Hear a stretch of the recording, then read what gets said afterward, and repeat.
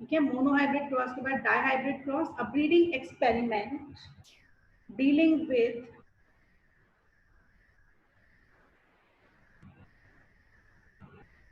To heredity characters at a same time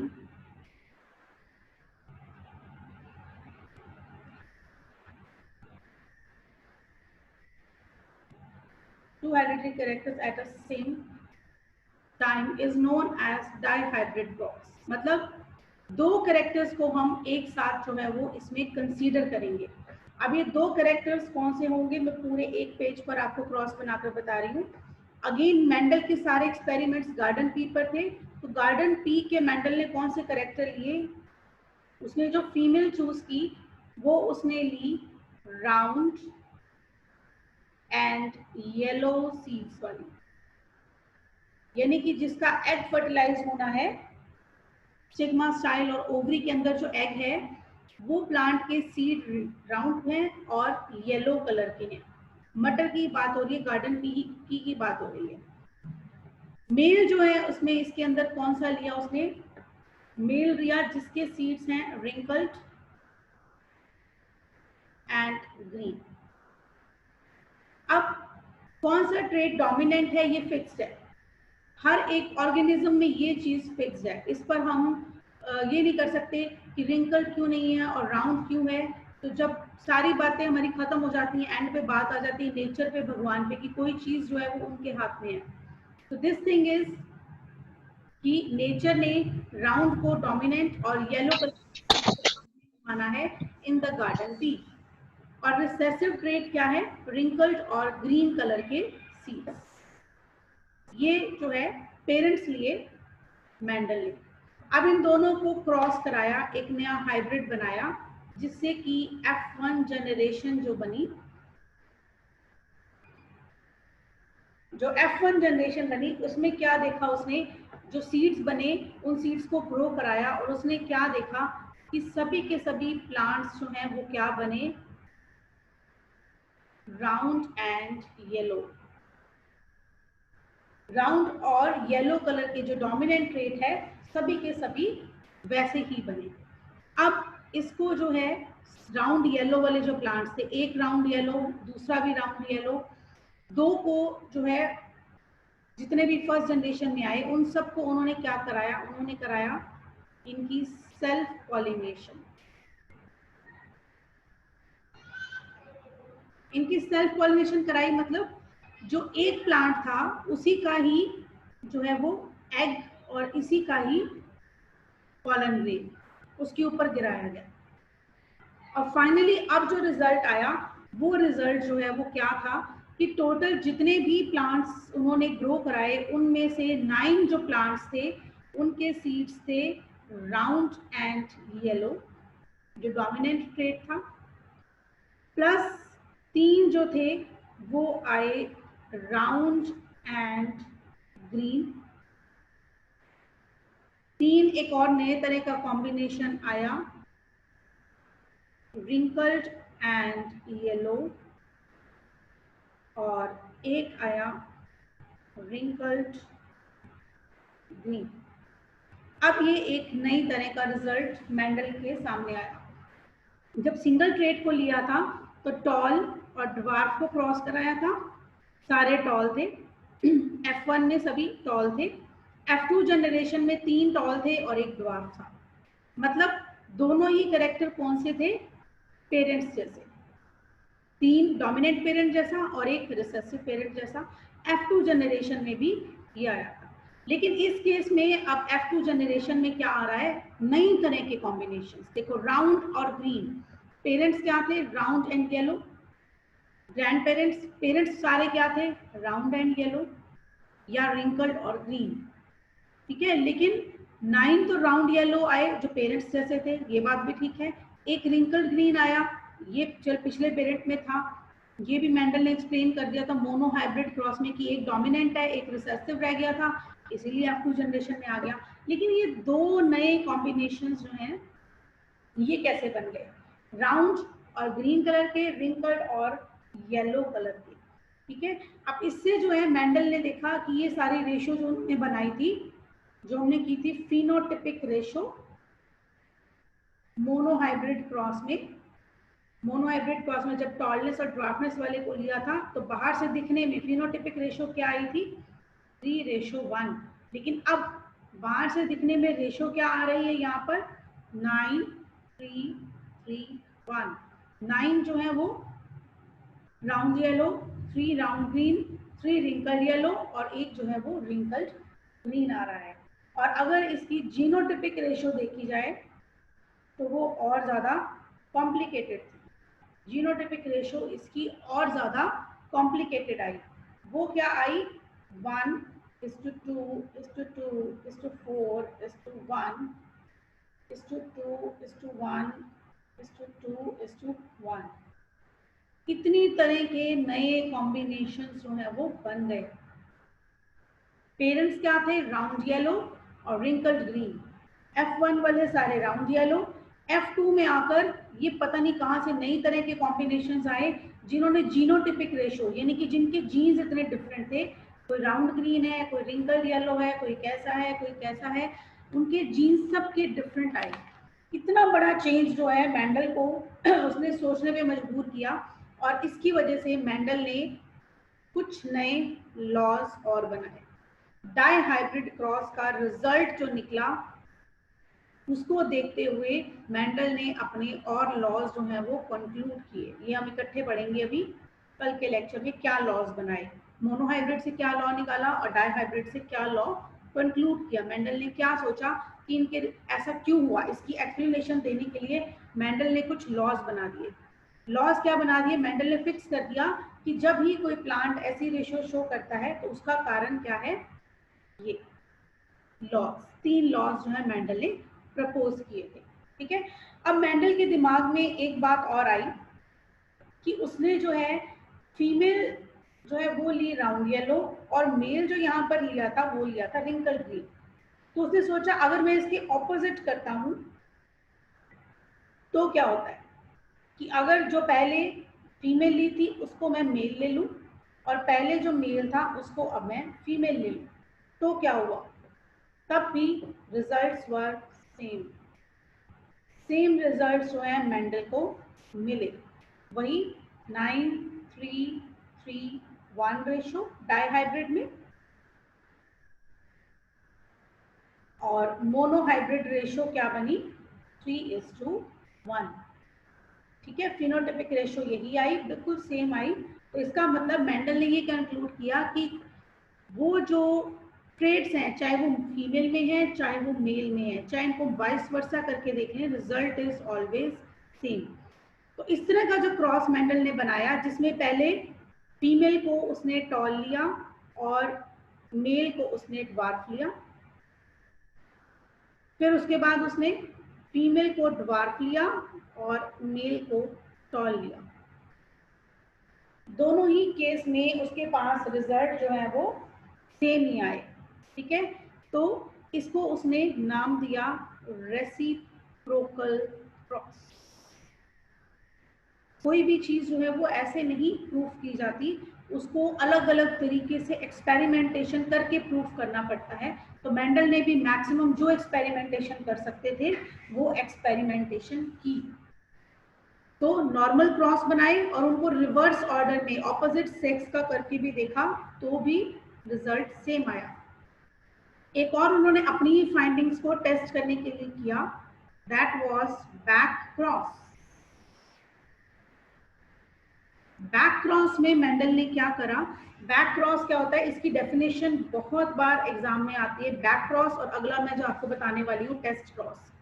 back cross का मतलब क्या है, क्रॉस परफॉर्म्ड बिटवीन, ये बैक क्रॉस और टेस्ट क्रॉस वाला क्वेश्चन एक एनसीईआरटी में भी है और वेरी वेरी इंपॉर्टेंट है ये भी। Cross performed between hybrid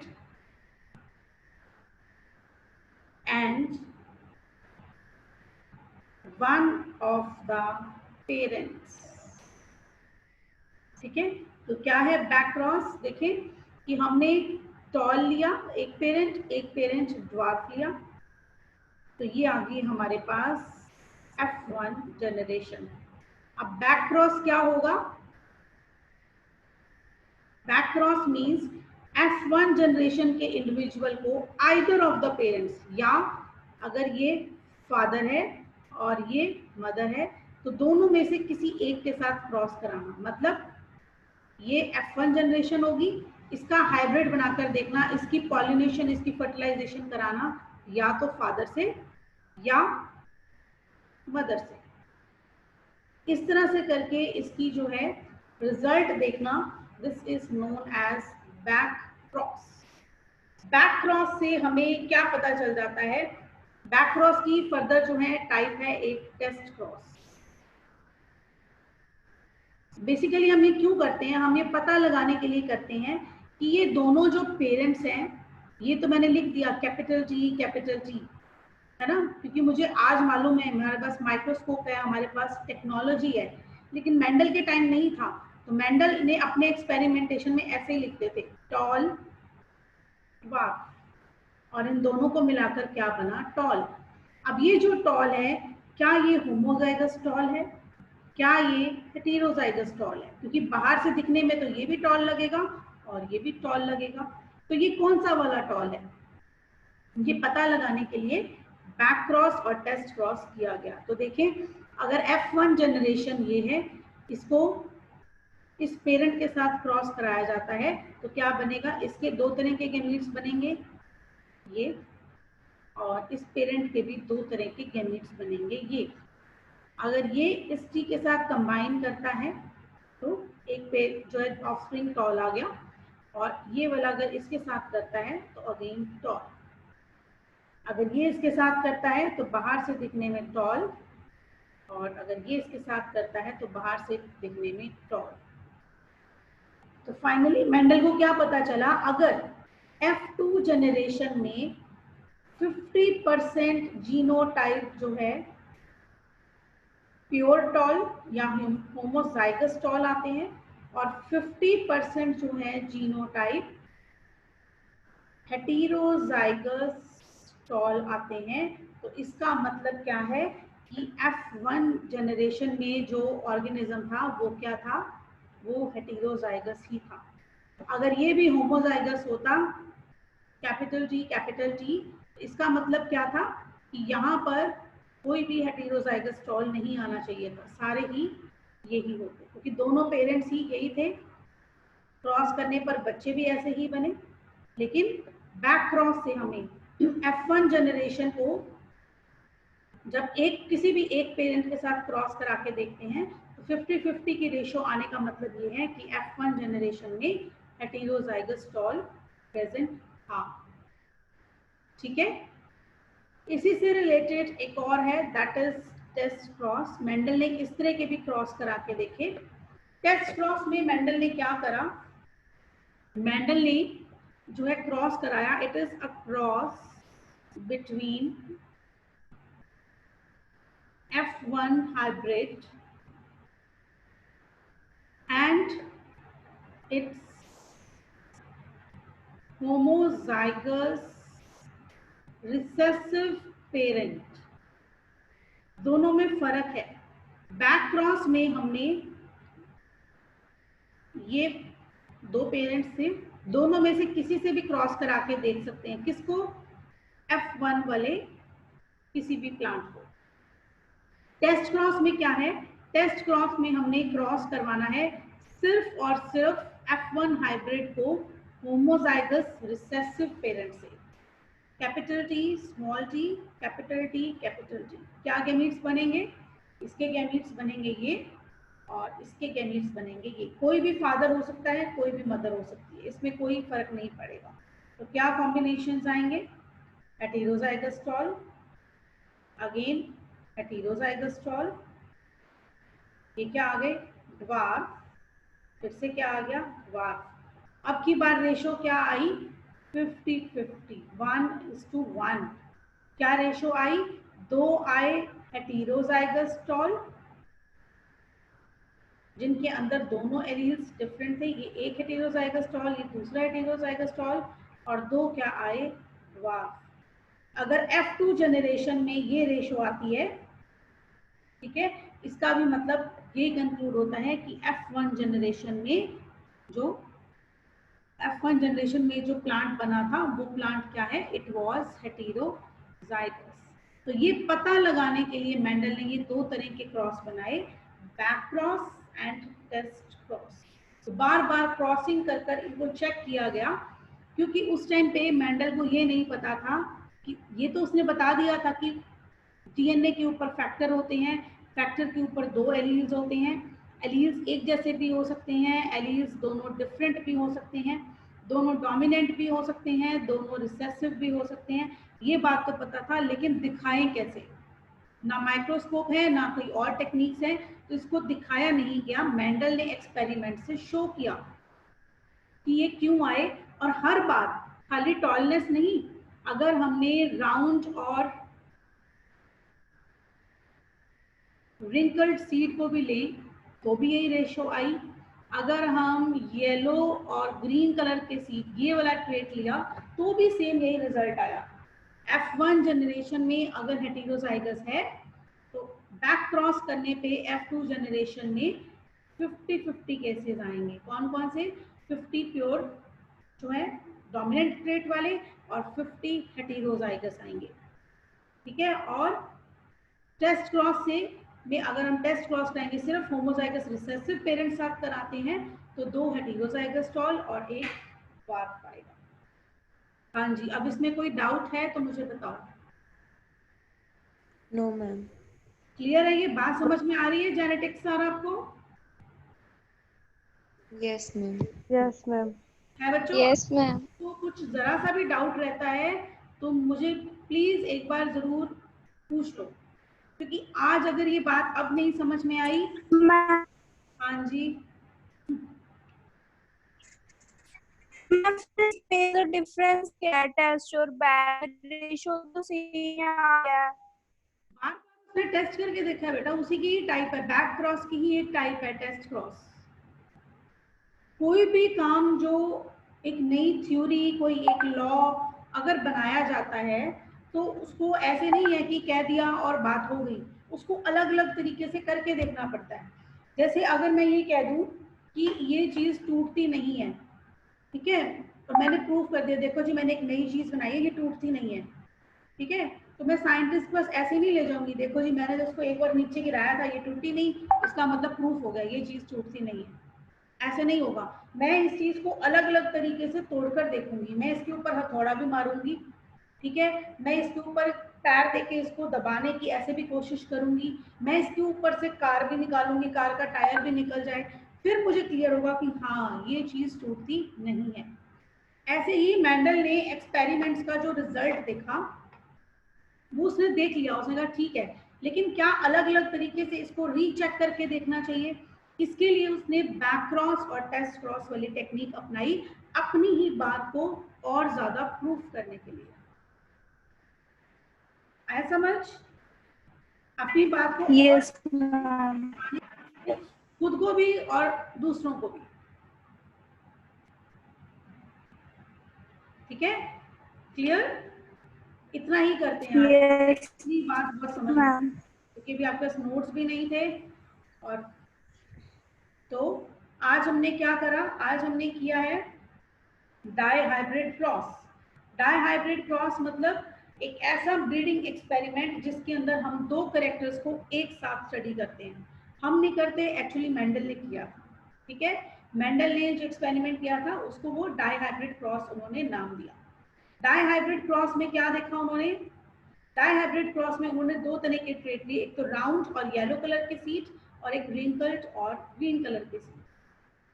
F1 generation में उन्होंने क्या देखा, जब इन दोनों को, एक के पॉलन ग्रेन को दूसरे के स्टिग्मा पर गिराते हैं और फर्टिलाइजेशन होती है, और जो फर्टिलाइजेशन के बाद सीड बनता है उसको फिर से ग्रो कराया जाता है, 3 महीने बाद पी प्लांट जो है फिर एक नया बन जाता है, तो उसको ऑब्जर्व किया गया, उसके सीड्स कैसे निकले, राउंड एंड येलो। फिर इन राउंड एंड येलो को सेल्फ पॉलिनेशन कराएगी, एक ही प्लांट के एक ही फ्लावर के पॉलन ग्रेन को अपने ही स्टिग्मा के ऊपर गिराया गया, यानी कि सेल्फ पॉलिनेशन करवाई गई। अब की बार रिजल्ट बहुत ही नया सरप्राइजिंग था। अब की बार राउंड येलो 9 आए, एक रिंकल ग्रीन आया और 2 नई तरह के कॉम्बिनेशंस आए।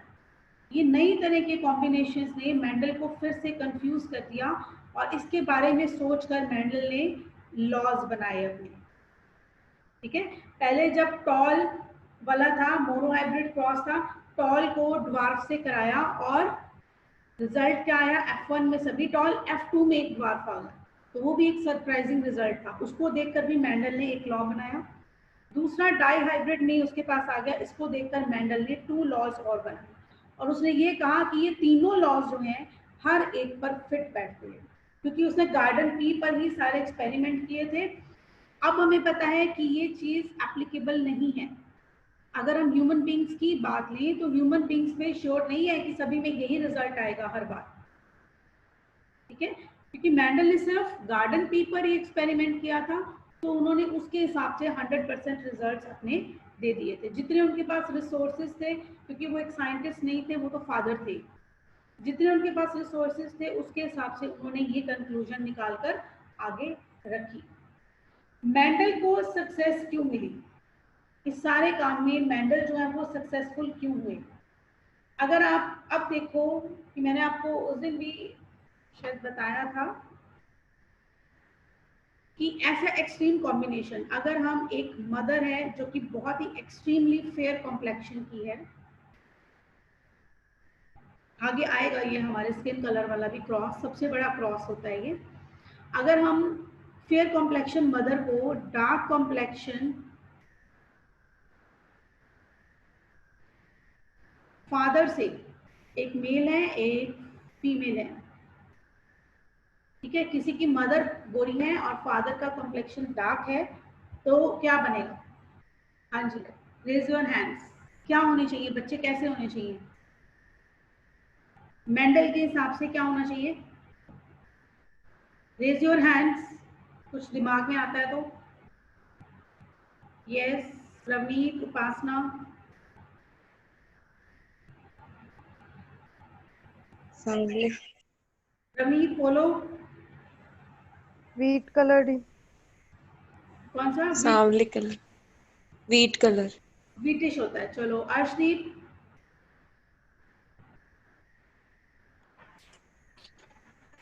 फेयर। फेयर, हाँ बिल्कुल ठीक। मेंडल के हिसाब से क्या होना चाहिए? सारे ही बच्चे फेयर या डार्क, दोनों में से जो डोमिनेंट होगा वो ही होना चाहिए। ठीक है, हाँ जी नगिता, क्या कहना चाह रहे हो आप, बताओ। मैम यही कहना कि या फेयर होंगे या डार्क होंगे, है ना, मेंडल के हिसाब से। लेकिन आज अगर हम ये कॉम्बिनेशन बनाए ना कि एक नीग्रो और एक अमेरिकन, ठीक है, उन दोनों के कॉम्बिनेशन से पता है कितनी तरह के स्किन के बच्चे बन सकते हैं? 64 टाइप्स के स्किन कॉम्प्लेक्शंस हो सकते हैं, 64 टाइप के कॉम्बिनेशन बन सकते हैं। अगर उनका फर्स्ट बेबी है तो वो 64 में से कोई भी एक टाइप का हो सकता है। सेकंड के पास भी ऑप्शन है, जरूरी नहीं कि वो फेयर ही होगा या डार्क ही होगा।